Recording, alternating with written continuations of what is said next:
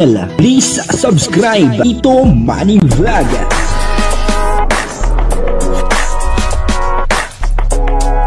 Payagan po si Tito Manny Vlog na mag-reactor para pambiling gamot sa kanya pong karamdaman. Wala man siyang records ng ng away. Grabe po si Carla, talagang hindi na po mapigilan ang pagyaman ni Carla.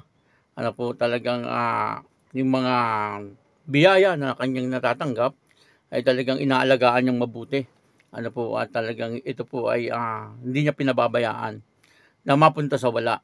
Kaya ngayon ay tuloy-tuloy ang pagyaman ni Carla. Hindi maawat ang kanyang pagyaman. Papanoorin po natin yung video at siyempre bibigyan po natin ng konting reaction.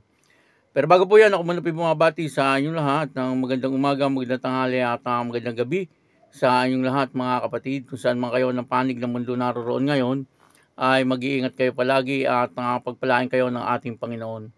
Maraming salamat din po sa patuloy na tumatangkilik sa aking YouTube channel at nanonood sa aking video reaction. Patuloy lang po natin suportahan sila, Kuya Bal Santos Matubang, Kalinga Prab, at Edna Vlog, Jack Tapia, at yung mga kasamahan ko pong reactor sa Kalingap. Ganun din po yung mga charity vlogger na Kalinga partner. Ito po yung video na kung saan ay talagang hindi po mapigilan ang pagyaman ni Carla. Basta talaga maatikha, masikap, ay eto ang kanyang kahihinatnan. Yung pagyaman ay talagang tuloy-tuloy. Papanoorin po natin yung video at ang kabuuan po ng video ito ay mapapanood po natin sa YouTube channel ni Carla Topolar Vlog. Samahan niyo po ako dito sa video na ito dahil ako po is naandito sa yes po, dito po sa lupa. Yan, sa lupa ako po. Then, ito na po siya. Bali, si tatay po ang nag-asikaso nito. Si tatay po ang may kausap na kontraktor. Then, ito na po. Ito na yung napagawa. Pinabakudan ko po muna siya pansamantala.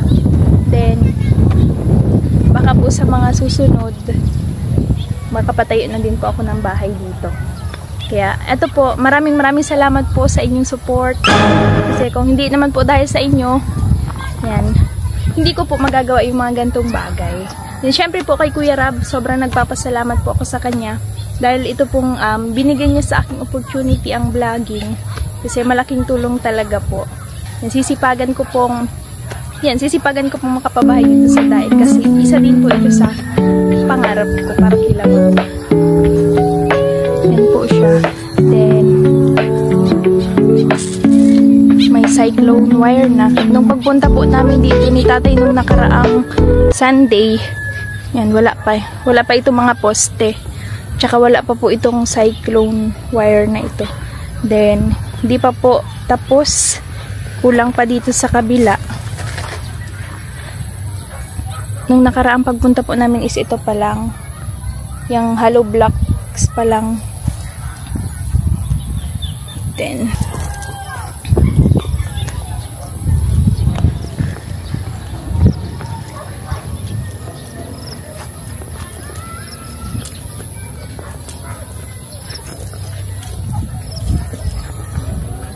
ito na din po si tatay tsaka si tita. Hello po.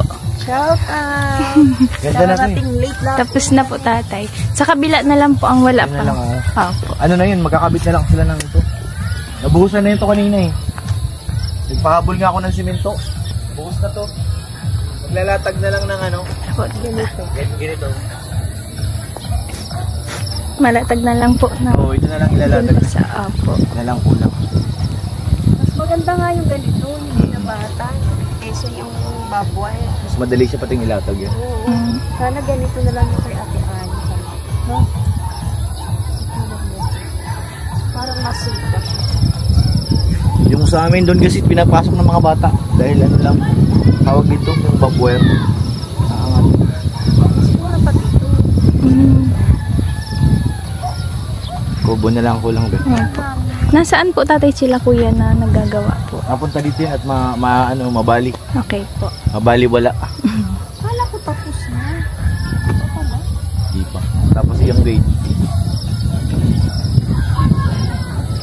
Ganda na be, mukha ng Kaya nga po, tatay, malawak. Congratulations! Grabe, malawak. Thank you po. Then, salamat din po, tatay, sa pag-asikaso, tita. Malit na bagay. Dahil, po is nagpapasok sila, tatay po, tsaka si tita yung nag-aasikaso. Tatay po yung may kausap ng mga ano dito, gagawa. Yes. Kasi yan yung gumawa dito, siya rin yung gumawa nun doon sa bahay. Siya rin yung kumbaga ano na, kilala na. Kaya mahirap din kasi kung iba-iba ang gagawa. Mahirap, tapos iiwanan mo yung trabaho. Mamaya, natulog na rin pag alis mo. Hindi maganda yung pagpakyaw kasi talagang gagawin nila yun. Kahit hindi mo bantayan. Yun ang kagandahan sa pakyaw. Pag arawan kasi yan, mas mahirap. Kasi ano yan eh, i-monitor mo dito. Pag daily ang ano. Mas maganda yung pakyaw. Papaano ko na rin to para mawala. Bilis lang nga po, tatay. Halos ano na din. Kung hindi nga yan nagulan, tapos na yan. Ilang araw Nagulan lang lang po nila kuya ginawa. Kasi nagtubig daw yun dito eh. Yan, yung baga. Naabutan po nga ni Carla yun, may tubig yung nabutan. Yung mga hinukay po nilang pamposte.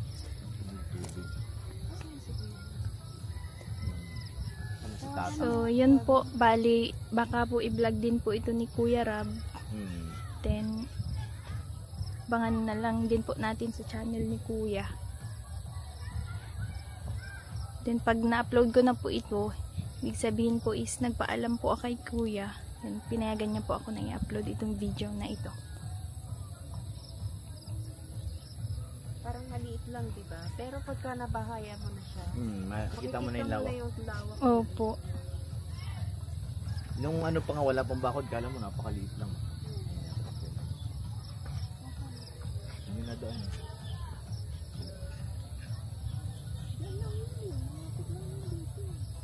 So, yan po. Ang mga damo na yan is tatanggalin naman po yun nila Kuya.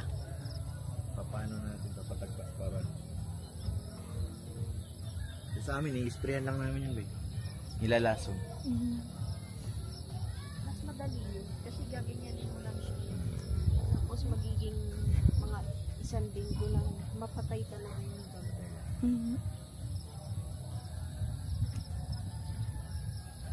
Yun po. Kung maaalala nyo po dun sa previous vlog ni Kuya, then ito pong lupa na ito is sponsored lang din po. Yes po. Isa po kami ni Kalingap Jomar. Parehas po kami tag 100 square meter. Then, so yun po. Yung sa akin is ito na. Ito na po siya. Na bakuran ko na muna po nga pansamantala. Para pag nakapag-ipon po ako sa mga susunod, then baka po mapatayan ko ito ng bahay.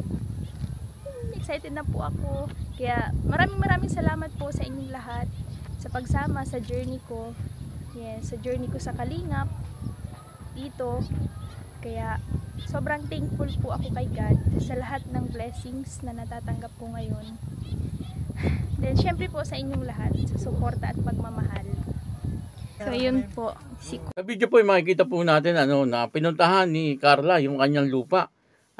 Talaga nga naman na pinapabakuran na ni Carla yung kanyang lupa. Bagamat wala pa pong bahay ay nandoon na talagang yung bakod ay halos matatapos na. Siyempre kapag may bakod, ang isusunod dyan ay bahay na. Sa ngayon, sabi ni Carla ay pinag-iipunan niya pa po yung kanyang ipapagawang bahay para po doon sa lupa na iyon. Kung natatandaan niyo po itong lupa na pinabakuran ni Carla ay binigay po yan ng sponsor. 100 square meter, tig-isa po sila ni Kalingap Jomar. At nakakatuwa naman po, etong si Carla, kapag binigay po sa kanya ay talagang pinagyayaman niya. Talagang inaayos niya, kumbaga. At doon nga po sa vlog ni Kalingap Rab ay talagang humahanga siya dito kay Carla. Kasi ito daw pong si Carla ay napaka-simpleng dalaga. Kumbaga walang kaluho-luho sa kanyang katawan. At talagang yung mga binibigay sa kanya ay iniipon niya. Kaya proud si Kalingap Rab na si Carla ay isa sa mga naging beneficiary niya. Kasi nakikita ni Kalingap Rab yung pagsisikap ni Carla sa buhay. At sa ngayon nga, sabi nga ni Kalingap Rab doon po sa kanyang bagong upload, ay hindi pa mapapagawa ni Carla ng bahay. ano po, etong lupang ito. Pero, ang sabi naman po ni Carla ay pinag-iipunan po niya. Ano po, walang imposible ano, kapag ikaw ay nangarap at naando ng iyong pagsisikap, ay siguradong matutupad. Ano po, at yun ang ginagawa ni Carla. Ano po, kitang-kita naman po natin ano, na si Carla ay mayroon po yung YouTube channel. Ano, malaking tulong po yun sa kanya, yung kinikita niya sa kanyang YouTube.